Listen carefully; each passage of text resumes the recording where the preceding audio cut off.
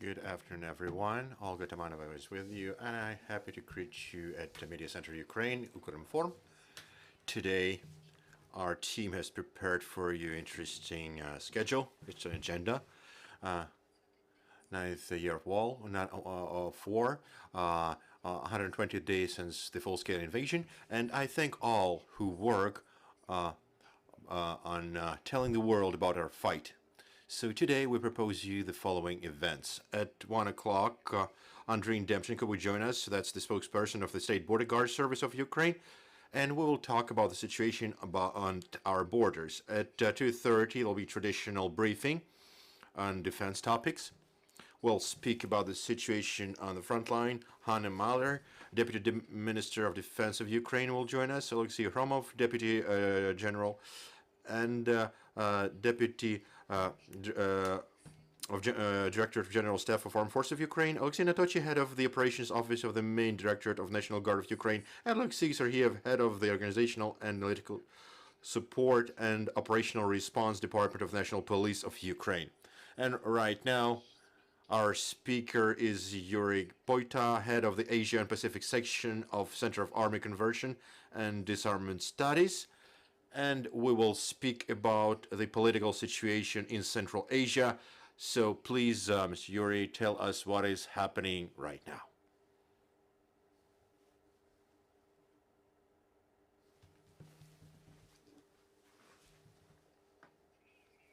Dear journalists, good afternoon. I'm happy to greet you. I will try to be brief, but explain the situation regarding Central Asia, regarding Kazakhstan, and on the context that we recently saw, because Zhamat Tokayev, president of Kazakhstan, he was visiting St. Petersburg Economic Forum and made a series of statements that international environment and in the Ukrainian environment were perceived positively for Ukraine. And there were thoughts that as if that's humiliation of Putin and making distance of Kazakhstan from Russian Federation. How to interpret the situation? I think we have to understand that there's not only narrow context of this event, but also wider geopolitical and geoeconomical context. We have to be aware of the priorities of Kazakhstan in foreign policy, and what is the place of Russian Federation and Ukraine in it. Kazakhstan, it is the state that an index, regarding the index of democracy, it's an authoritarian regime. It's a closed political regime of authoritarian type. What it means? It means that the information that is in open source, it is thoroughly checked before, and to receive access to data that would assist in analysis of actual information in the internal policy or foreign policy of Kazakhstan is quite difficult. That's the first finding. Secondly, we have to be aware that Kazakhstan is really dependent on Russian Federation in series of spheres. Firstly, its economy. We have to be aware that Russian Federation is about 23%. It's 25 billion of Kazakhstan trade. It's last year, 2021. Also, Russian Federation is very important for Kazakhstan for transit, because all the transit, it's about 30% to the European Union. Of Kazakhstan transit is related to European Union, and it's done via Russian Federation, also via current oil pipeline. Therefore, Russia is very important. At any moment, it can just switch Kazakhstan off from foreign markets. Also, we have to be aware that it's quite serious investments of the Russian Federation currently are made into Kazakhstan at $17 billion. That's joint ventures, Russian enterprises, and Kazakhstan territory, and so forth. So from the economic standpoint, Russia is more important for Kazakhstan. I can compare the trade of Kazakhstan with Ukraine. That's in 2020, that's $700 million. That's 30 times less. Ukraine is 30 times less important economically for Kazakhstan than Russia. Also, we have to be aware that from international perspective, Kazakhstan is in all the international organizations that are headed by Moscow. That's Common Defense Union and Eurasian Economical Union. After 120 days of war, we don't see any signs that Kazakhstan somehow would step away from those organizations. There are annual events, events on the level of Ministry of Defense, economical institutions, etc. New programs are made, and we see the deepening of cooperation. In autumn this year, there will be international training with troops of the Common Defense Union, with Kazakhstan troops as well. There will be drills. So Kazakhstan does not lessen the cooperation with the Russian Federation. According to international cooperation, we see the big coordination between Kazakhstan and Russia on the international platform. Also in the UN, if we see how Kazakhstan votes on Ukraine resolutions in the General Assembly of the UN, there are 2 resolutions. They always vote either negatively or neutrally. It never votes in favor of Ukraine resolutions. And this is one of the indicators that Kazakhstan thoroughly shapes its foreign policy, and in many cases it coincides with Russian view. Also, we have to be aware that defense complex of Kazakhstan is a big leverage of Russian Federation and Kazakhstan. Everything that flies and everything that drives with weapons in Kazakhstan, that's all Soviet or Russian platforms that are serviced accordingly and repaired accordingly and trained, personnel is trained accordingly. So dependence on security dependence on Russian Federation is also important for Kazakhstan. And defense complex of 2 states, they're very dependent on each other. There is Tunis enterprise in Kokshetau in Kazakhstan, in the north, and it produces spare parts for all the planes and helicopters of Russian Federation.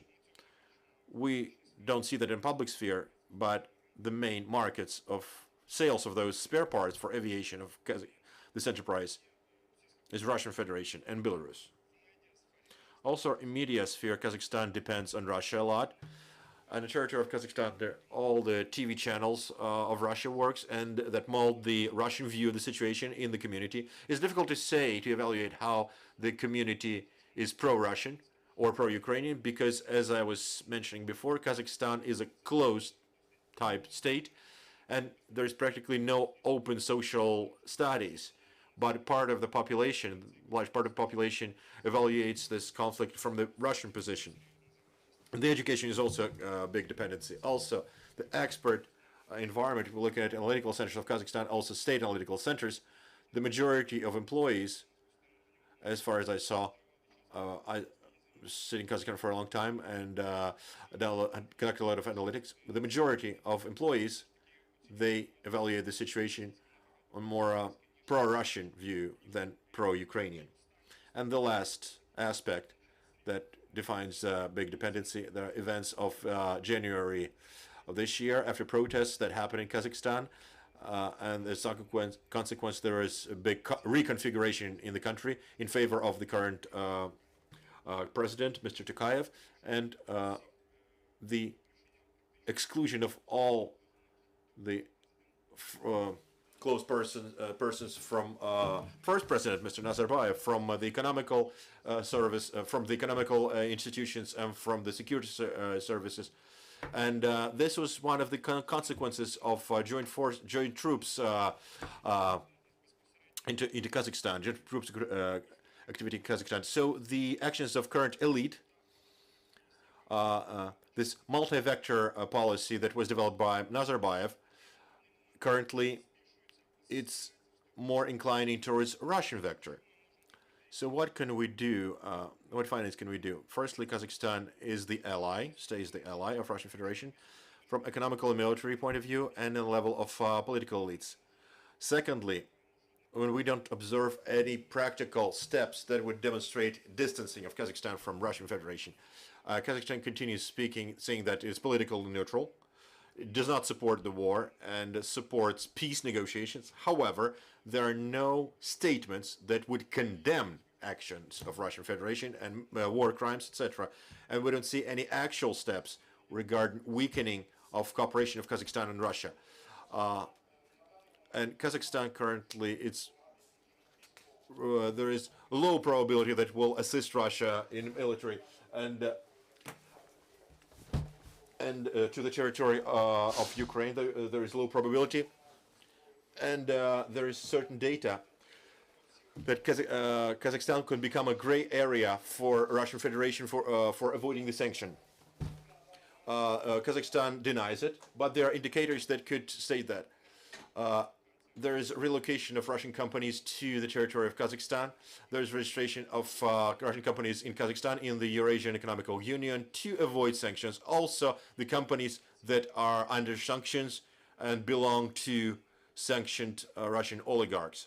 Also, this could be some intermediate companies with the help of which Russian Federation could procure sanctioned equipment and products from Western countries via Kazakhstan. Not directly, but via Kazakhstan to Russian Federation. Third could be relocation of Western business, because part of Western business, actually, Western companies, they're interested in continuing business as usual, as they say, with the Russian Federation. And for them, if they exited from moral standpoint from Russian Federation market, they could the same way consider the opportunity to come in the Kazakh territory with further export to Russian Federation. And one of such directions, it could be supplies of sanctioned equipment, for instance, for enterprises of oil and gas production via Kazakhstan, because Kazakhstan has similar economy structures, similar companies that also require that equipment, and Kazakhstan can procure similar equipment under sanction and transfer it to Russian Federation. Also, there are certain signs that Kazakhstan is ready for that. There are statements from Kazmunagaz that, if necessary, that will be done.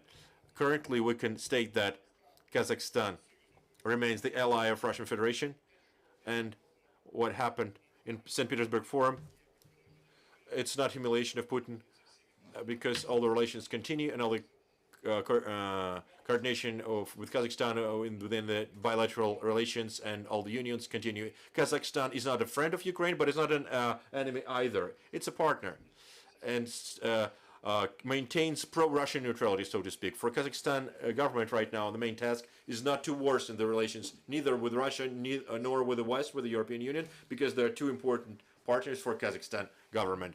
Therefore, Kazakhstan tries to continue that trend, and the changes that would demonstrate closing to Ukraine or furthering from Russian Federation, distant from Russian Federation, we do not observe. I thank you for this intro into context, but we heard the statements not only on the forum that we thought as not only a simulation of Putin, but we heard the statement of President of Kazakhstan that about over appreciated role of Russia when the troops of Adikaba enter the territory of Kazakhstan. It doesn't speak of anything as well, or is it a system policy of Kazakhstan? Currently, there are two serious problems for Kazakhstan. Look, first, in the international image, and Kazakhstan, with those statements, tries to demonstrate that first they're neutral and independent from Russian Federation, also possibly to ask Western companies to more intensively cooperate with Kazakhstan that could be used by Russia to avoid sanction. Second direction is improving the image of Tokayev president in the community, because after the events in January, a quite big part of the community looks at President Tokayev as independent from Russia. That's really dependent from Russia. And it worsens the image of the President Tokayev and makes like a Putin's marionette image. And for President Tokayev, it's important not to repeat this the mass process will not repeat it. To win the election in 2024, he needs to improve the political positions. And this statement that the role of Russia was overappreciated, it was the role of Adikaba for security of Kazakhstan, from my standpoint,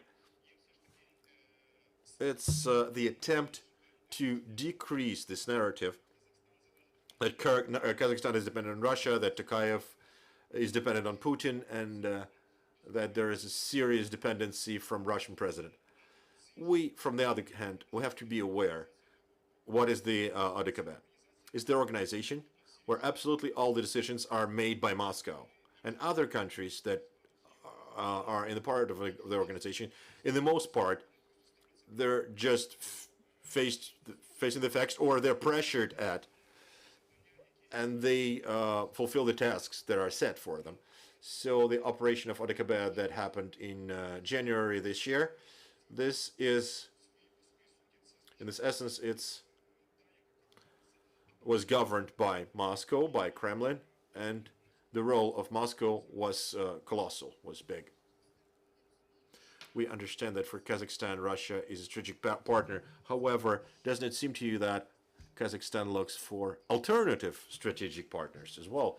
For instance, Turkey, that could replace Russia in this niche.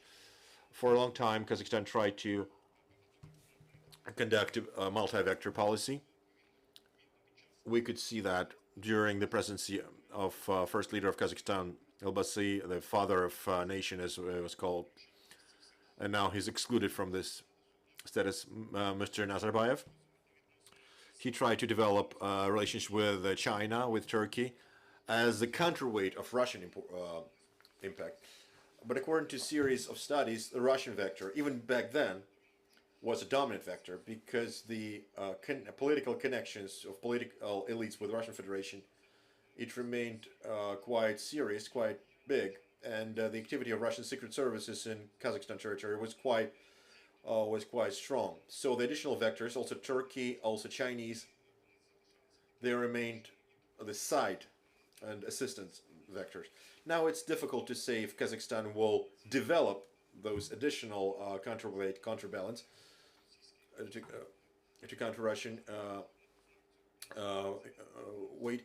But according to the results of January this year, China didn't play any role on stabilizing the situation in Kazakhstan or political dialogue, etc. So we see no signs to that. Also, Kazakh experts think that role of China, regardless that China is a neighbor and one of the most important markets and trade partners for Kazakhstan, it has the limited role and less important than Russia. In Turkey direction, there were also attempts to develop at the expense of the Union of Turk States, the organization that was created recently. But the serious steps, we didn't see any serious steps on deepening the cooperation. Possibly we will see them, but the indicators, there are none right now. To your colleagues, your questions, please. Inform how probable it is the use of OKGB forces in war against Ukraine. I think right now is has very little probability, also including military aid. It's not probable that Armenia, Tajikistan, and Kazakhstan forces will be involved with war against Ukraine. However, there is a serious, like military technical aid is also there is very little probability to it, because any movement of military echelons from Kazakhstan to Russian Federation and further to Ukraine, it will be immediately detected with a satellite intelligence, so forth. So everybody will be aware. And for Kazakhstan, it's a serious risk because automatically it will fall under sanctions and will become one of the participants of the war, and it will lose all the Western markets that are really important for Kazakhstan. The European market is dominating, is 30%, over 30% of Kazakh trade, and over 40% of Kazakh export. However, how they can assist? Firstly, via the line of defense cooperation, via repairs, for instance, of Russian military equipment, via supplies of spare parts.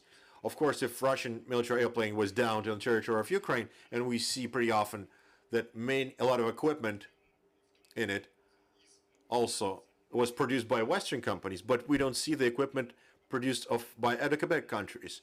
But the spare parts that are located in this military airplanes, in those mechanisms, it might not even be mentioned that they are made in Kazakhstan. It's an open issue. Also, the direction that I think was considered by Russians is the use of peacekeeping forces of ODKB. As a part of ODKB, there are peacekeeping forces, And in each country, there are peacekeeping forces that are a part of the joint peace forces of ODKB. And recently, there is improvement of legal base of Russia and ODKB countries about possible use of peacekeeping forces of ODKB outside of the national territories of ODKB countries. I think Russian Federation considered this probability. If Ukraine within 10 days or 3 days would cease existence as a country, they'll form a marionette government, for instance, that would call for ODKB peacekeeping forces to stabilize the situation. So that could have been on this so-called stabilization stage. We see little probability for it in the future, but we see that the peacekeeping forces of ODKB, they are being improved.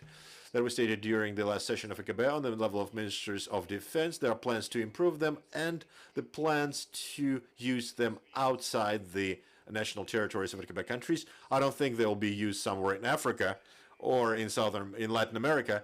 So such development of events is also in theory possible. Can Russia use ODKB countries to avoid sanctions of Russia, procuring via those countries some equipment that could not be procured directly? Yes, that could be done. There are small indicators to that could confirm that. Kazakhstan, on the official level, denies this probability. It says that they will maintain the sanctions. In any case, they will not break the sanctions. This is also the signs of strategic communication of Kazakhstan.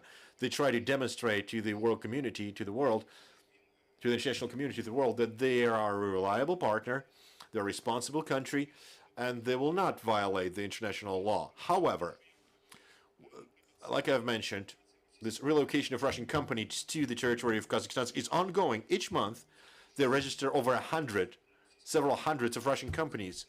And there's data available on it. On the territory of Kazakhstan, they register their juridical addresses in Kazakhstan, and that means that the sanctions might not be applied to them because juridical address is different, the location of office is different. Also, we saw some companies like retailers, big retailers, Russia, there's Magnit and Lenta. They tried to make new logistic chains to receive the goods that for some moral norms are not supplied to Russia, for Russian companies, to receive them via Kazakhstan. There were signs to those attempts. Also, in gas and oil sphere, Russian Federation is really dependent on Russian equipment to produce and process oil, and also they need repairs and spare parts and expendable materials. In Kazakhstan, they have similar companies that are in the same niche. That means that each year, instead of procuring some part of bores or equipment, they could procure just bigger amount of them to transfer some to Russia. Of course, they will not announce it officially, but there are certain signs of such intentions. Because, as I've mentioned, the head of Kazmunagaz, it's a monopolist basically on the market of gas and oil market in Kazakhstan. One of their heads said that if Russian Federation, for instance, after they have a break of Caspian Pipe Consortium, it's a pipeline from Kazakhstan to Russian Federation and further to Europe. If on this pipeline will be certain breaks, and Russian Federation would need some spare parts that they could not be able to procure from the West, then Kazakhstan would help them with them. I thank you, Yurii Poita was with us, and I remind you this briefing will be at 1 o'clock, and we'll speak about the situation on the state borders of Ukraine. Thank you. Stay with us. Дякую вам.